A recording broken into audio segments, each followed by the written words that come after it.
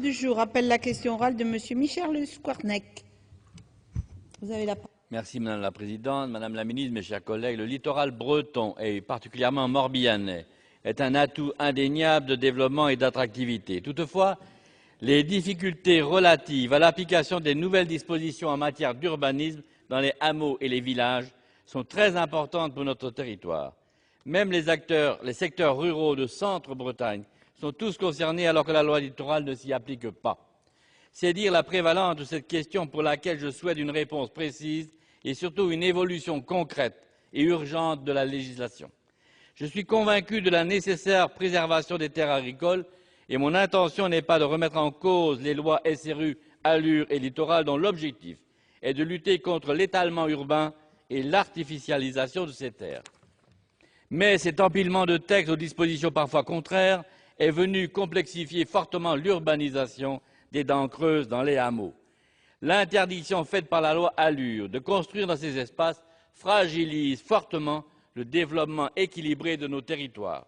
Dans nos communes rurales, les hameaux et les constructions isolées constituent des formes urbaines prégnantes. De plus, l'application stricte des lois Allure et Littoral est souvent mal perçue et incomprise par les administrés dont certains voient leurs parcelles auparavant, hier si l'on veut, constructibles et ne plus l'être. Ces situations provoquent de la détresse, à la fois morale et matérielle. Permettre aux dents creuses des hameaux de devenir ou de redevenir constructibles, tout en poursuivant les efforts de réduction de la taille des parcelles, permettrait ainsi de densifier et de préserver les paysages. Ce serait conforme à l'esprit de la loi Allure et serait compatible avec la loi littorale. Au-delà de fournir une réponse juste aux nombreux élus et citoyens concernés, cette mesure permettrait de rendre attractifs nos territoires par une offre de logements répondant aux attentes des habitants recentrés autour des centres-bourgs, disposant d'un minimum de services publics. Vous avez déjà reconnu la nécessité d'amplifier, votre prédécesseur, l'accompagnement des collectivités et des citoyens dans l'appropriation des possibilités réglementaires en la matière. C'était Madame Pinel à l'époque. C'est bien, mais quelles mesures envisagez-vous pour aménager la législation en cohérence avec la réalité des territoires? Construire dans les dents creuses, c'est une question de survie et de dynamisme pour les territoires ruraux. Je vous remercie. Merci. La parole à Madame la Ministre Audrey Azoulay. Merci Madame la Présidente. Monsieur le sénateur Michel Squarnec, tout d'abord je vous prie de bien vouloir excuser la ministre du Logement et de l'Habitat durable qui préside donc ce matin la réunion de l'Observatoire des loyers et qui m'a chargée de vous apporter une réponse.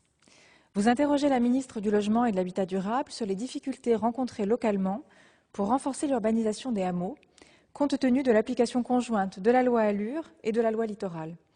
Il s'agit là d'une conséquence indirecte du durcissement de l'institution des secteurs de taille et de capacité limitée.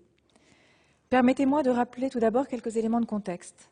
Afin d'éviter certaines dérives, il a été décidé dans la loi Allure de restreindre le recours à ces secteurs de taille et de capacité limitée, en précisant que ces derniers devaient rester exceptionnels. Les PLU approuvés avant la loi Allure et actuellement encore en vigueur contiennent cependant de tels secteurs définis selon le droit antérieur, à savoir de manière moins stricte que ne le prévoit dorénavant la loi Allure. Ces secteurs ont permis de classer comme constructibles certains terrains, dits en dents creuses. Ces PLU doivent cependant aujourd'hui évoluer du fait des obligations de la mise en conformité avec la loi Allure, mais également du fait de la profonde refonte de la carte intercommunale. C'est la raison pour laquelle cette situation n'apparaît qu'aujourd'hui. Cette règle n'est bien entendu pas spécifique aux territoires littoraux, mais dans ces territoires, elles viennent s'ajouter à celles de la loi littorale. Par ailleurs, dans le Morbihan, l'habitat traditionnel est dispersé, avec un ensemble de terrains classés constructibles en diffus. Cette particularité rend donc la problématique plus sensible encore. Toutefois, des solutions existent dans le droit actuel et il faut les utiliser. C'est pourquoi la ministre du Logement a demandé à ses services de travailler spécifiquement sur ces territoires pour accompagner les élus dans leur appropriation de ces outils. Ce travail s'inscrira dans le cadre du réseau Urbanisme et Littoral, animé par le ministère du Logement, et dont la vocation est précisément de mieux décliner les principes de la loi littorale et plus généralement des règles d'urbanisme face aux spécificités de chaque territoire. Une question essentielle que vous avez soulevée concerne la définition des hameaux. Pour ces derniers, définis comme les regroupements structurés de constructions en nombre limité destinés principalement à l'habitation, isolés et distincts du bourg ou du village, il est possible, de manière exceptionnelle, de délimiter des secteurs de taille et de capacité limitée qui autoriseront le comblement en dents creuses dans les PLU en cours de révision. La ministre du Logement est donc sensible aux difficultés rencontrées par les élus dans cette phase de transition des documents d'urbanisme, mais c'est bien par une meilleure déclinaison des principes des lois ALUR et Littoral dans les documents d'urbanisme que seront sécurisées les autorisations de construire et éviter la frustration, voire la colère compréhensible de certains de nos concitoyens. Je vous remercie. Merci, Monsieur Le Squarnec. Merci, Madame la Présidente. Madame la Ministre, j'ai bien noté votre réponse. Néanmoins, je ne suis pas encore convaincu que ce soit très très clair pour l'ensemble des maires et des acteurs locaux. Je ne vois pas très clair moi-même. Les STECAL méritent d'être mieux définis et de moins restreindre la construction. Il faut associer les maires et les élus et les citoyens donc pour démêler les fils de cette situation législative bien complexe. Mais j'ajouterais que les juges ne reconnaissent pas forcément les circulaires et recommandations ministérielles, donc ils appliquent la loi, c'est ce qu'on me dit. J'ai eu un appel hier d'un citoyen qui m'a fait remarquer qu'il fallait donc changer la loi, modifier la loi, ou préciser peut-être par décret les modalités d'application. C'était la circulaire Perben de 2006, et là, ça n'a pas été reconnu par les juges, donc on peut peut-être se servir de base de départ, mais faire évoluer donc ces décrets pour qu'ils soient appliqués demain. Construire dans les dents creuses, ça permet de réduire le coût du foncier, notamment sur le littoral où il y a une pression foncière exceptionnelle, très très élevée. Mieux répartir l'urbanisation plutôt que de consommer des terres agricoles pour créer des lotissements géants quelquefois. Et ce sont quelquefois des dizaines d'hectares qui sont pris en périphérie des villes. Sur les STECAL, on attend des précisions et Madame la ministre Pinel avait reconnu elle-même qu'il y avait des interprétations. Or, nous pensons qu'on ne doit pas pouvoir interpréter et que la loi doit être la même pour tous.